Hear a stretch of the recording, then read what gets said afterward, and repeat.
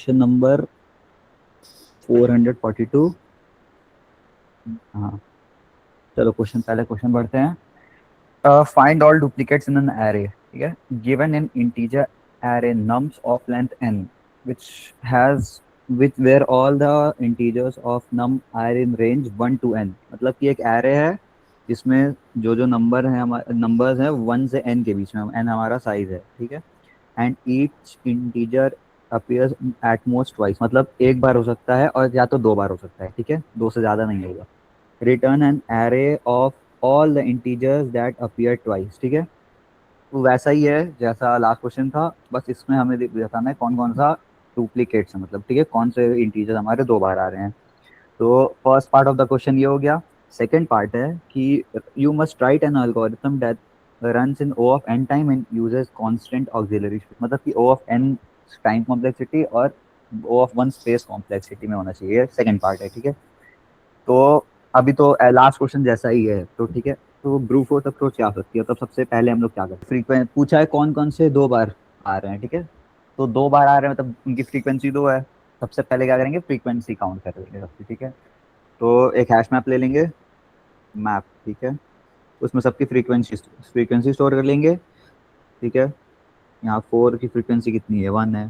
फिर 3 की दो है, 2 की भी दो है, 7 की वैल्यू पेयर स्टोर करना है ना, हमारा हैश मैप ऐसे स्टोर डुप्लीकेट्स भी करता है। देखना है। हाँ हाँ, तो हमें डुप्लीकेट्स देखने हैं तो उसके लिए हाँ। फ्रीक्वेंसी चाहिए। ये की हमारी नंबर स्टोर करेगा और वैल्यू हमारी उसकी फ्रीक्वेंसी स्टोर करेगी, इसीलिए हम लोग हैश मैप यूज करेंगे।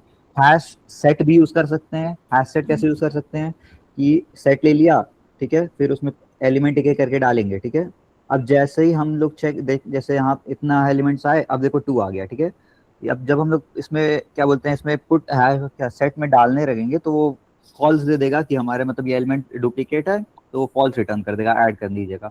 तो अगर वो फॉल्स रिटर्न कर रहा है तो उसको हम लोग अपने रिजल्ट जो आएगा, जो रिजल्ट हमारी एरे लिस्ट होगी, क्योंकि देखो क्वेश्चन हमें बोल रहा है रिटर्न करने को एरे लिस्ट में। दिखा देता हूँ। हाँ देखो, लिस्ट, हमें एरे लिस्ट रिटर्न करनी है। ठीक है, तो जो भी हमारा फॉल्स रेट यहाँ सेट में ऐड करेंगे, अगर वो सेट में ऐड नहीं होगा तो फिर हम लोग उसको रिजल्ट में ऐड कर देंगे। ठीक है, फिर ऐसे 3 आया, 3 भी ऐड नहीं हुआ, इसको रिजल्ट में ऐड कर दिया, फिर 1 आया। ठीक है, तो हैश सेट या हैश मैप दोनों से हो सकता है। ठीक है, ये पहले चलो हैश मैप पता करके देखते हैं पहले। ठीक है, तो सबसे पहले क्या करेंगे, साइज ले लेंगे एरे का, फिर एक हैश मैप ले लेंगे जो कि हमारा एलिमेंट को स्टोर करेगा और उसकी फ्रीक्वेंसी स्टोर करेगा। ठीक है, फ्रीक्वेंसी। ठीक है, हैश मैप। ठीक है, अब बस हमें क्या करना है, इटरेट करना है इस पे। ठीक है, तो ये फॉर ईच लूप यूज करते हैं, फिर मैप डॉट पुट, और फिर याद है मैंने बताया था गेट और क्या बोलते हैं, मैप डॉट गेट और डिफॉल्ट, क्या बोलते हैं, गेट और डिफॉल्ट वाला फंक्शन, वो क्या बोलते, ठीक है, वो यूज करेंगे। तो फ्रीक्वेंसी डॉट गेट और डिफॉल्ट हमारा नम कॉमा 0 + 1। ठीक है, ये करेंगे। फिर अब एक बार अब हैश मैप पे रन करेंगे। ठीक है, तो int i is equal to क्या बोलते हैं,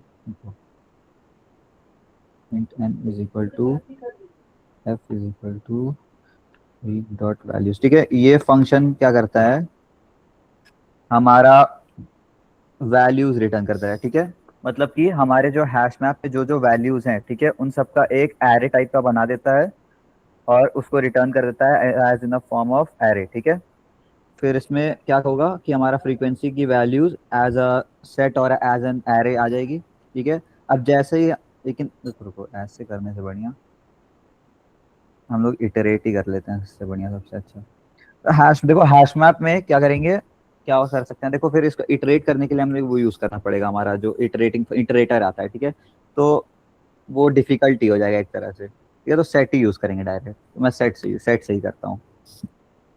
तो इटरेटर फंक्शन एक मुझे भी कंफ्यूजिंग लगता है, तो बेटर है कि इसको उससे करते हैं।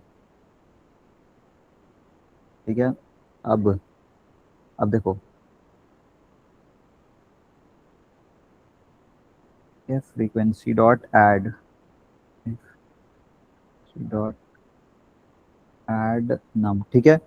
अब ये वाली लाइन क्या चेक करेगी कि अगर अगर नॉट है, देखो ये नॉट, ठीक है, तो ऐड करते समय अगर हमारा फॉल्स आएगा तो ये स्टेटमेंट रन हो जाएगी, मतलब हम लोग ऐड कर रहे थे और वो ऐड नहीं हुआ, ठीक है।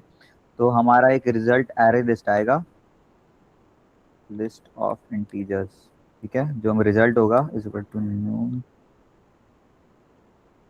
एरे लिस्ट, ठीक है। इसमें हमारा जो एलिमेंट दूसरी बार आ रहा है वो आ जाएगा, ठीक है। और फिर बस लास्ट में इसको रिटर्न कर देना है,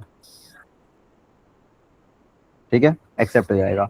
ये आंसर तो सही है, लेकिन हमें देखो ये एक सॉल्यूशन हो गया, ठीक है।